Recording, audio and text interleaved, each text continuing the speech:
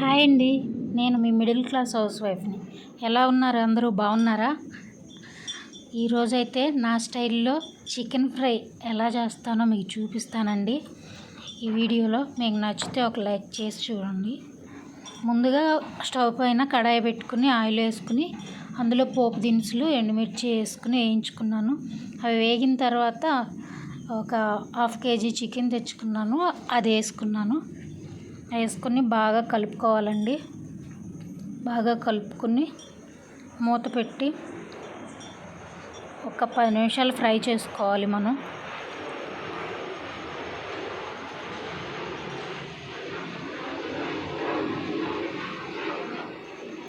దీనిలో ముందే ఏమి యాడ్ చేయొద్దండి, ఓన్లీ ఉట్టి చికెన్ని ఫ్రై చేసి మూత పెట్టి ఉడికించుకోవాలి.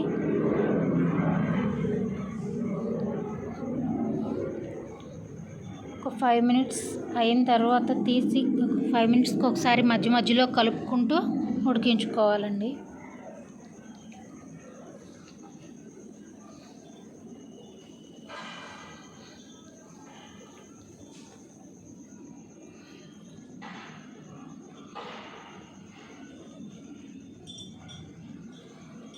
చూసారా, చికెన్ ఇలాంటి స్టేజ్లో ఉన్నప్పుడు మనం సాల్ట్, కూర క్వాంటిటీకి తగ్గట్టు సాల్ట్ వేసుకోవాలి. సాల్ట్ వేసుకొని సాల్ట్ ముక్కలన్నిటికీ పట్టేలాగా కలిపి ఆ తర్వాత కారం వేసుకోవాలండి.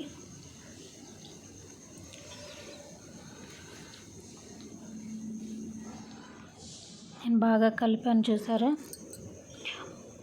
స్టవ్ మాత్రం హై ఫ్లేమ్లోనే ఉండాలండి, సిమ్లో ఎక్కడా పెట్టొద్దు. హై ఫ్లేమ్లో పెట్టే వేయించాలి, ఇది ఫ్రై కదా. సిమ్లో పెడితే మంచిగా వేగవు మసాలాలన్నీ. కారం వేసుకున్నాను, కూరకు తగ్గట్టు కారం. ఇప్పుడు కారాన్ని కూడా ముక్కలకు పట్టించాలండి, బాగా కలపాలి. ఇదంతా హైలో ఉంచే చేయాలండి. ఎవరైనా చాలా ఈజీగా చేయగలుగుతారండి ఇది.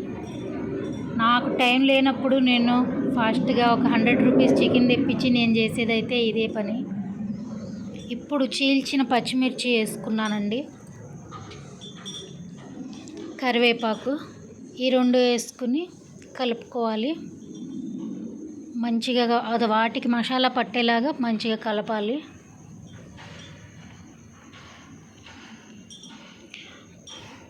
బాగా కలిపి కొద్దిసేపు మూత పెట్టేసి మిర్చి మగ్గే వరకు మూత పెట్టాలి.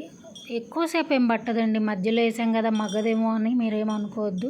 ఎక్కువసేపు ఏం పట్టదు, 5 నిమిషాల్లో మగ్గిపోతాయి. తర్వాత గరం మసాలా వేసుకున్నానండి దించే ముందు అంటే ఇంకొక 5 నిమిషాలు పడుతుంది. గరం మసాలా వేసుకున్న తర్వాత కూర బాగా కలిపి ఒక 5 నిమిషాలు మూత పెట్టి అట్టు పెట్టి